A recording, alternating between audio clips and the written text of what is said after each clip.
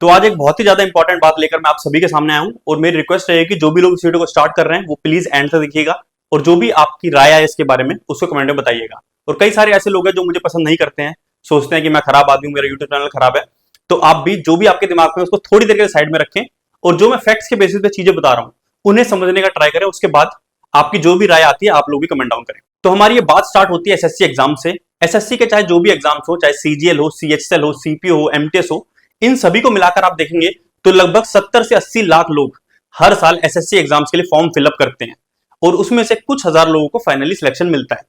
सबके मन में सपना क्या होता है? जो तैयारी कर रहे हैं, जो सिलेक्टेड हो गए, नहीं हुए, सबके मन में सपना होता है कि एक अच्छी नौकरी होगी, हम अच्छा पैसा कमाएंगे और घर वालों के साथ सुकून का जीवन अब हम आगे का बिताएंगे। क्योंकि जो 1-1.5 साल था उसमें उन्होंने तैयारी करी, कई लोग 3-4 साल तैयारी करते हैं, उसके बाद वो चाहते हैं अब स्ट्रगल खत्म हुआ, अब एक अच्छी लाइफ की तरफ हम आगे बढ़ेंगे। बट अगर हम रियल लाइफ में देखें तो ऐसा होता नहीं है, क्योंकि वो सभी लोग दोबारा एग्जाम दे रहे हैं, दोबारा स्ट्रगल कर रहे हैं एग्जाम की तैयारी में। तो ऐसा क्यों कर रहे हैं?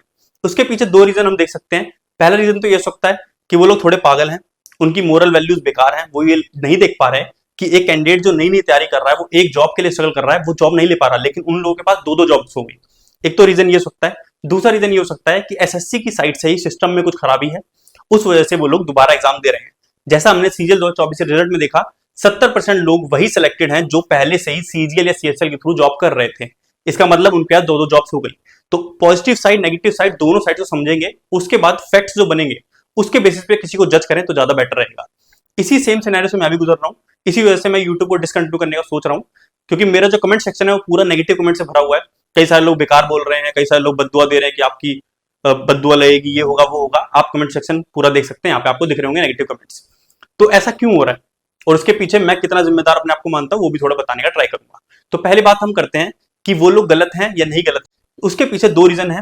पहला ये है, जैसे आप अपनी लाइफ में देखें, आप अभी कोई जॉब नहीं कर रहे हैं, आप क्या चाहते हैं? अपग्रेड चाहते हैं, आप एक नौकरी लेना चाहते हैं, ये एक अपग्रेड है। दूसरा, कई सारे लोग ऐसे होंगे जो प्राइवेट जॉब कर रहे होंगे, 25-30 हजार रुपए आराम से कमा रहे होंगे, बट वो चाहते होंगे मुझे सरकारी जॉब मिल जाए, जॉब सिक्योरिटी होगी और एक अपग्रेड हो जाएगा, तनख्वाह भी थोड़ी बढ़ जाएगी। ठीक है, ऐसे ही कई सारे लोग जो सीजीएल के थ्रू या सीएचएल के थ्रू जॉब कर रहे हैं, वो 1900 ग्रेड पे भी जॉब कर रहे हैं, जो सीएचएल से कर रहे हैं, उन्हें 40 हजार रुपए तनख्वाह मिल रही है और वो अपने सीनियर से ऑर्डर ले रहे हैं काम करने के लिए। और वो सीनियर कौन है? जो सीजीएल के थ्रू 4600 ग्रेड पे जॉब पे लगा है। ठीक है, तो वो चाहते हैं कि मैं सीनियर के लेवल पे पहुंच जाऊं। उसके लिए अगर डिपार्टमेंटल एग्जाम स्पीड में हो रहे होते तो वो लोग ऐसा नहीं करते, बट उनके पास वो ऑप्शन नहीं है, इसीलिए वो सीजीएल के रास्ते से जाते हैं और तुरंत अपग्रेड ले लेते हैं, क्योंकि उनमें मेहनत करने का अभी भी जुनून बचा हुआ है, तो वो मेहनत कर रहे हैं, वो 4600 ग्रेड पे जा रहे हैं।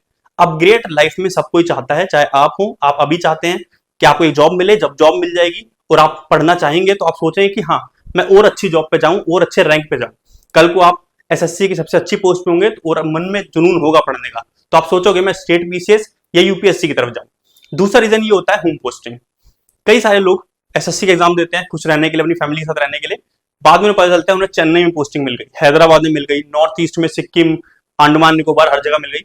कोई भी जगह खराब नहीं है, ये मैं नहीं बोल रहा हूँ, सब भारत का हिस्सा है, सब जगह बहुत अच्छी है।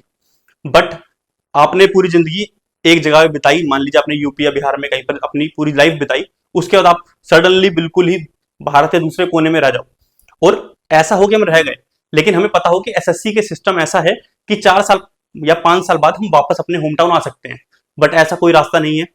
कम से कम अगर आप जीएसटी इंस्पेक्टर लगते हो तो 20 से 25 साल बाद आप आईआरएस लेवल पे पहुंचोगे, असिस्टेंट कमिश्नर बनोगे, तब जाके आप अपने होम पोस्टिंग या फिर अपने घर के आसपास जहां पे वैकेंसी खाली होगी वहां पे एक पोस्ट ले पाओगे ट्रांसफर के जरिए। तो आज 25 साल की उम्र में अगर आप जॉब लेते हैं तो 50 साल जब आपकी आधी से ज्यादा जिंदगी बीत जाएगी तब जाके आपका ट्रांसफर का ऑप्शन खुलेगा।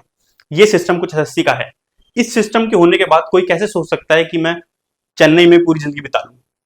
आप देखते हैं जैसे 7000 लोग वही थे सीजीएल 2024 में जो पहले जॉब कर रहे थे, तो 7000 लोगों का फाइनल सिलेक्शन हुआ, तो कम से कम 5 टाइम्स 35,000 लोग जो कि पहले से जॉब कर रहे थे उन्होंने तैयारी करी होगी सीजीएल 2024 के लिए। और ये फैक्ट है, जितने लोगों ने तैयारी करी सारे सिलेक्टेड तो हुए नहीं होंगे, बहुत सारे ऐसे होंगे जो जॉब कर रहे हैं और फाइनल सिलेक्शन नहीं ले पाए। तो इतने सारे लोग पागल नहीं कह सकते हम, कुछ रीजंस हैं। कुछ लोग छोटे ग्रेड पे हैं, वो अपग्रेड चाहते हैं, कुछ लोग घर से इतनी ज्यादा दूर हैं और उन्हें नियर फ्यूचर में कोई ऑप्शन नहीं दिख रहा अपने घर के आसपास जाने का, घर की फैमिली के साथ रहने का, और हो सकता है कि उनके घर में कुछ दिक्कतें हो, वो सिंगल चाइल्ड हो, उनके माता पिता की तबियत सही ना हो, या फाइनेंशियल कुछ दिक्कतें भी हो सकती हैं जिस वजह से वो चाहता हो कि मैं घर के पास जॉब करूं। बाकी पूरा देश सुंदर है, बहुत बढ़िया है, उसमें कोई दिक्कत वाली बात नहीं है, बट आपको पता है कि आप पूरी लाइफ के लिए एक जगह फंस जाओगे। अगर आप यूपीएससी के थ्रू जॉब लेते हैं तो आपको पता होता है कि आप 5-6 साल में ट्रांसफर ले लेंगे, बट एसएससी के थ्रू जॉब लेने के बाद ऐसा नहीं होता। आपको अपनी पूरी लाइफ एक दूसरे स्टेट में बितानी पड़ेगी, अपने घर आने का सपना पूरी तरीके छोड़ना पड़ेगा। जब ये चीज आपके सामने हो तो आप सोचते हो कि मैं दोबारा तैयारी कर लेता हूँ और एक सही पोस्ट लेके अपने घर के पास, चाहे थोड़ा कम ग्रेड पे भी हो, चला जाता हूँ।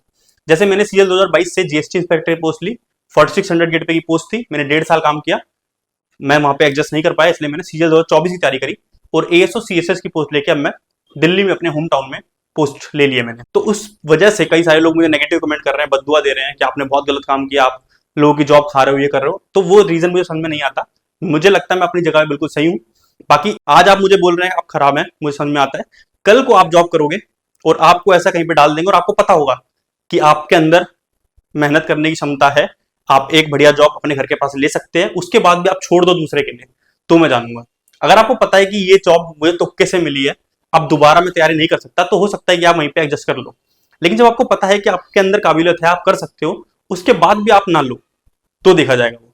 ठीक है, ऐसे बोलना सीधा कोरे शब्दों में आपके पास कोई जॉब नहीं है, आपको पता ही नहीं है वहां पे जाके क्या स्ट्रगल्स होंगे, तो बोलना बहुत आसान है। लेकिन जब आप उस कंडीशन में खड़े हो, उस कंडीशन में खुद को रख के देखेंगे, तब बिल्कुल इस जो सिचुएशन होगी वो बिल्कुल अलग होगी।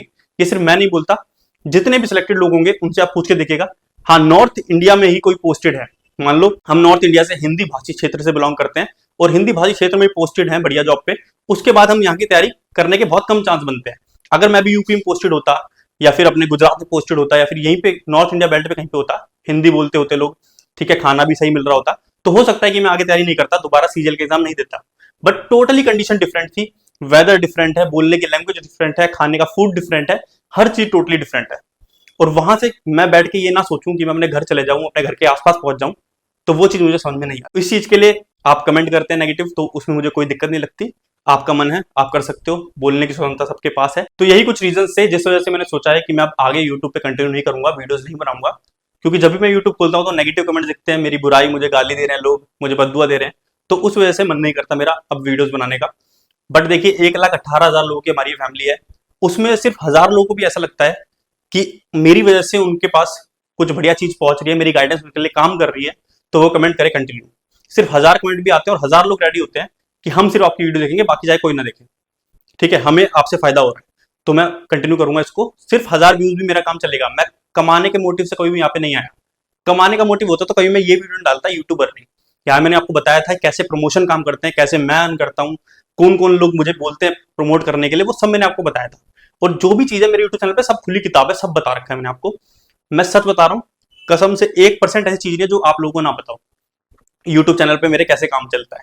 ठीक है, डेली के 10 से 12 मेल आते हैं मेरे पास, फलाना फलाना पब्लिकेशन के, फलाना फलाना कोचिंग सेंटर है कि हमारा कोर्स बता दो लोगों को, हमारी बुक बता दो, लेकिन मैं नहीं बताता हूँ, क्योंकि जो मैंने पढ़ा, जो मैंने यूज करा, जो चीज मुझे पढ़ के यूजफुल लगती है कि आपके काम आएगी, वही चीज मैंने आपको बताई है, कभी भी एक्स्ट्रा चीज नहीं बताई। अगर आप मेरी स्ट्रेटजी वीडियोस खोलोगे, चाहे जब से मैंने स्टार्ट करा चैनल तब से अब तक, कोई भी स्ट्रेटजी वीडियो खोल लो, किरण पब्लिकेशन, पिनेकल पब्लिकेशन, 2 पब्लिकेशन मैंने यूज करे थे, मैंने पर्सनली बुक खरीद के पढ़ा था उनसे, वही पब्लिकेशन मैंने सभी स्ट्रेटजी वीडियो में बताए हैं। कोई तीसरे बंदे का नाम मैंने आप तक नहीं ली, और लेने के लिए मेरे पे 1000 नाम है, 1000 लोग मुझे पैसे देने को रेडी है कि मैं नाम बताऊं, बट पैसों के लिए चीज चली नहीं रही। इसके अलावा मेरा टेलीग्राम पे पीडीएफ ग्रुप भी है, जिसमें एसएससी से रिलेटेड सभी बुक्स जो बिल्कुल अपडेटेड है, हिंदी इंग्लिश दोनों लैंग्वेज में, मैंने वहां पे डालते रहता हूँ। जो भी पीडीएफ आप बोलते हैं फैटमैन ये वो, सारी पीडीएफ वगैरह मैंने वहां फ्री में डाल रखी है, वहां से आप डाउनलोड कर सकते हो। कोई भी यूट्यूब चैनल वाला वो चीजें फ्री में नहीं डालता है, अगर मालूम है कॉपी स्ट्राइक आ जाएगा तो पूरा चैनल खत्म हो जाएगा। मेरे वहां पे 40,000 सब्सक्राइबर्स हैं, मुझे भी डर है कि बंद हो सकता है, लेकिन एक बार किसी को फायदा हो गया उसके बाद बंद भी हो जाएगा तो मतलब नहीं है, दोबारा बन जाएगा। अगर आप लोग साथ ही रहोगे तो दोबारा बना लूंगा चैनल, उसमें कोई दिक्कत थोड़ा है। एक बार लेकिन काम की चीज पहुंच तो गई आप तक। इससे पहले मेरे 3 टेलीग्राम चैनल बंद हो चुके इसी वजह से, क्योंकि मैंने कई सारे फ्री कोर्सेज आपके साथ कई बार बांटे हैं, कई बार फेमस टीचरों के इंग्लिश मैथ रीजनिंग के कोर्सेज आपको फ्री प्रोवाइड कराए हैं। तो मैं इस चक्कर में सोचता ही नहीं हूँ कि यार अर्निंग होनी थी, पैसे कमाने थे, वो चीज कभी एम था ही नहीं। ठीक है, बाकी आपके ऊपर है। मेरा पक्ष ये था, तो आशा करता हूँ कि आपका कुछ भी जो विचार बना होगा वो आप कमेंट में बताएंगे। और 1,18,000 लोगों में से अगर 1000 लोग भी नहीं चाहते, 1000 लोग मैसेज नहीं करते कंटिन्यू का, तो ऐसा हो सकता है कि मेरे एंड पे कुछ दिक्कत हो, मैं ही यूजलेस हूँ, मेरे से कुछ फायदा किसी को ना पहुंचा कोई भी, इसी चक्कर में वो लोग नहीं चाहते होंगे कि मैं कंटिन्यू करूं, तो उसको भी मैं एक्सेप्ट करूंगा और अपना जो टाइम और एनर्जी को कहीं और लगाऊंगा। जब मुझसे किसी को फायदा नहीं हो रहा तो फालतू में मैं भी आप लोगों को परेशान करूं, तो इससे मुझे भी कोई फायदा नहीं मिले। तो ये था, मिलते जल्दी नेक्स्ट वीडियो में। Thank you.